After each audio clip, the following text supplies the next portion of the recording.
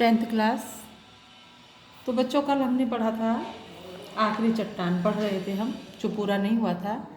तो हम कहाँ पढ़ रहे थे? हम पढ़ रहे थे कि लेखक के मन में क्या है, अंतर्द्वंद चल रहा था, है ना, कि कैप होटल के लॉन में बैठे हुए लेखक को जो वहाँ बैठे बैठे उसको याद आया, क्या याद आया कि उसने कनाकोर के सिवाय होटल में 17 दिन रहकर जो उसने पन्ने लिखे थे, 80-90 पन्ने, वो उनको वहीं पर, कहाँ, दराज में, सिवाय होटल की एक दराज में रख दिए थे। वो वहीं बंद हो गए हैं, वहीं पर छोड़ आया है। तो कन्याकुमारी का मनोरम स्थल उसे बहुत पसंद आया था, वहाँ रहना चाहता था, परंतु कनाकोर लौटना भी बहुत ज़रूरी था। उसके मन में सवेरे जाने वाली बसों का टाइम टेबल प्रकट हो रहा था। अब क्या होता है, आगे पढ़ेंगे। कुछ देर में एक गीत का स्वर सुनाई देने लगा, जो धीरे धीरे पास आता गया। एक कॉन्वेंट की, यानी कि कुछ देर पश्चात एक क्या है, एक गीत गाने का स्वर जो है धीरे धीरे उसको आवाज़ आई और धीरे धीरे उसके समीप आता गया। वो स्वर किसका था? एक कॉन्वेंट बस की। बस होटल के कंपाउंड में आकर के वो बस रुक गई। बस में बैठी लड़कियां अंग्रेजी में एक गीत गा रही थी, जिसमें समुद्र के सितारे को संबोधित किया गया था। उस गीत को सुनाते हुए और दूर दराज की रोशनी के ऊपर चमचमाते यानी चमकते सितारों को देखते हुए मन और उदास होने लगा। यानी कि क्यों हो रहा था मन उदास? कि समुद्र के सितारे को संबोधित किया, उसमें जो है गीत गा रही थी जिसमें समुद्र के सितारे को संबोधित किया गया था। तो गीत को सुनते हुए दूर जहाज की रोशनी के ऊपर जो है एक चमकते सितारे को देखते हुए, सितारा चमक रहा था, तो उससे मन और उदास होने लगा। गहरी सांझ की सुरमई रंग में रंगी आवाज़ मन की गहराई को किसी कोमल रोए से हल्के हल्के सहला रही थी। यानी कि सांझ हो गई थी, रंग अंधकार में हो गया था, सुरमई रंग का हो गया था, और मन की गहराई मतलब एक जो है मन जो है कह रहा था हल्के हल्के रोए से, उसके जो डर भय था उसके अंदर, और जो गीत की आवाज़ थी वो उसको धीरे धीरे सहला रही थी। ऐसा लग रहा था कि उस रोए की जिद शायद मुझे वहाँ से जाने नहीं देगी। लेकिन उससे भी जिद्दी एक और रोआ था, दिमाग के किसी कोने में अटका, जो सुबह वहाँ से जाने वाली बसों का टाइम टेबल यानी बता रहा था। यानी एक और था, तो जैसे अनाउंसमेंट हो रहा था, तो बसों, सुबह जाने वाली बसों का जो है टाइम टेबल उसे बता रहा था। गीत के स्वर की प्रतिक्रिया के साथ टाइम टेबल के हिंद से जुड़ते जा रहे थे। पहली बस 7:15, दूसरी 8:35, तीसरी थोड़ी देर में बस लौट गई। गीत के स्वर विलीन हो गए और मन में केवल हिंद सो की चरखी चलती रह गई। इस प्रकार से लेखक के मन में जो है अंतर्द्वंद चल रहा था। अब क्या है, ग्रेजुएट नवयुवक मुझे बता रहा था, या जो नवयुवक था, ग्रेजुएशन कर रखी थी उसमें, ग्रेजुएट था, बता रहा था कि कन्याकुमारी की 8,000 को आबादी में 8,000 की है ये, कि आबादी में कम से कम 400-500 शिक्षित नवयुवक ऐसे हैं जो बेकार हैं। उनमें से 100 के लगभग ग्रेजुएट हैं। उनका मुख्य धंधा है नौकरियों के लिए अर्जियाँ देना और बैठकर आपस में बहस करना। वह खुद वहाँ फोटो एल्बम बेचता था। दूसरे नवयुवक भी उसी तरह के छोटे मोटे काम करते थे। हम लोग सीपियों का गुदा खाते हैं और दार्शनिक सिद्धांतों पर बहस करते हैं। यानी और वो आगे बढ़ा तो वहाँ क्या है, कुछ नवयुवक, ग्रेजुएट नवयुवक वहाँ बैठे हुए थे जो अपने अपने छोटे मोटे काम वहाँ कर रहे थे। उनका केवल मुख्य धंधा क्या था कि नौकरियों के लिए फॉर्म भरते थे, अर्जियाँ लगाते थे और बैठकर गपशप करते थे या कोई छोटे मोटे काम धंधे कर लेते थे।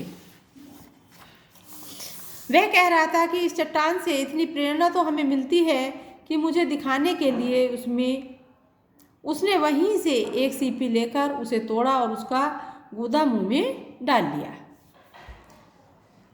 उस नवयुवक ने जो है लेखक को ये बताया।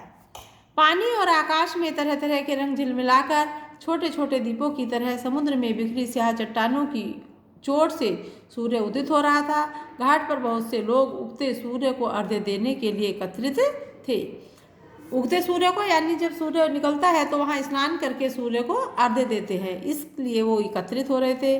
घाट से थोड़ा हटकर गवर्नमेंट गेस्ट हाउस के बहरे सरकारी मेहमानों को सूर्योदय के समय में काफ़ी पिला रहे थे।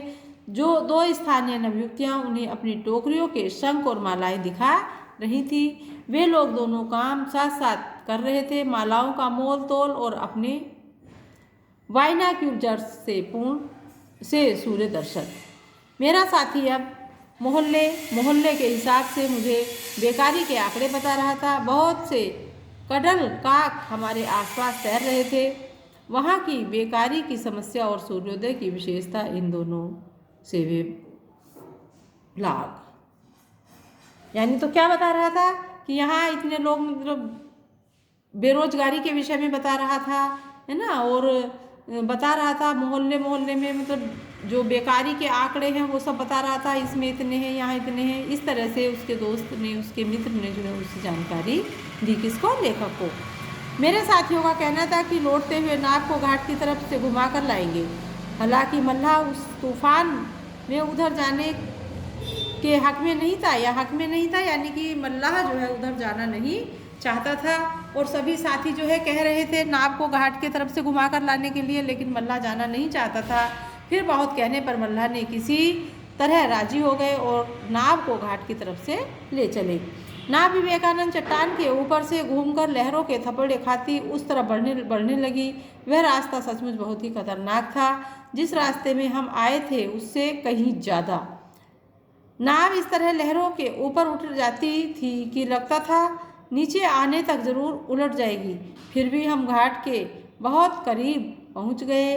ग्रेजुएट नवयुवक घाट से आगे की चट्टान की तरफ इशारा करके कह रहा था, यहाँ आत्महत्याएं बहुत हुई हैं। अभी 2 महीने पहले एक लड़की ने उस चट्टान से कूदकर आत्महत्या कर ली थी। इस तरह से उसका मित्र जो है उसको जानकारी दे रहे थे। मेरी सरसरी तौर पर आश्चर्य प्रकट कर दिया। सरसरी मतलब थोड़ा हल्का सा मैंने भी आश्चर्य कर दिया। मेरा ध्यान उसकी बात में नहीं था। किसकी? यानी लेखक का ध्यान लेखक की अपने मित्र की बात में नहीं था, वो तो लिखने पर लगा हुआ था। मैं आंखों से तय करने की कोशिश कर रहा था कि घाट और नाव के बीच अब कितना फासला बाकी है। एक लहर ने नाव को इस तरह धकेल दिया कि मुश्किल से वह उलटते उलटते बची। यानी कि बहुत बड़ी वो लहर थी, तो उस लहर ने जो है नाव को धकेल दिया। तो यहाँ तक कि नाव उलट जाती तो किसी तरह से वो नाविक ने संभाल ली। आगे 3-4 चट्टान के बीच एक भंवर पड़ गया। नाव अचानक एक तरफ से भंवर में दाखिल हुई और दूसरी तरफ से निकल गई। इससे पहले कि मल्लाह उसे संभाल पाते, वह फिर उसी तरह भंवर में दाखिल होकर घूम गई। मुझे कुछ क्षणों के लिए भंवर और उससे घूमती नाव के सिवा किसी चीज़ की चेतना नहीं रही। चेतना हुई जब भंवर में 3-4 चक्कर खा लेने के बाद नाव किसी तरह उससे बाहर निकल गई। यह अपने आप या मल्लाह की कोशिश से मैं नहीं कह सकता। यानी ये नहीं कहा जा सकता नाव भंवर में फंसी कि उसको मल्लाह ने निकाला या वो अपने आप निकली। बहरहाल जो है जो बैठा था उसमें सवार लेखक वो डर गया।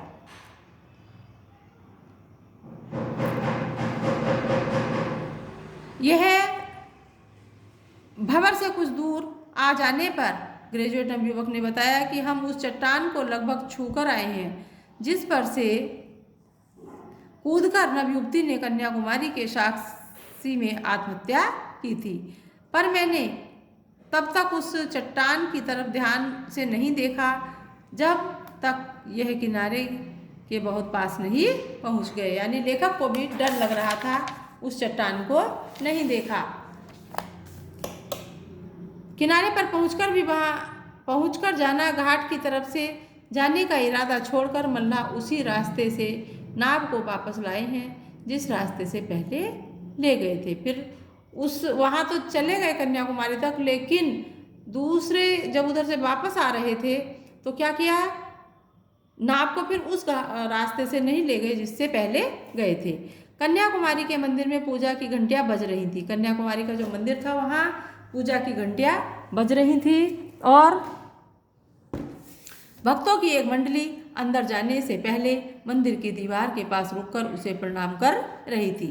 सरकारी मेहमान गेस्ट हाउस की तरफ लौट रहे थे।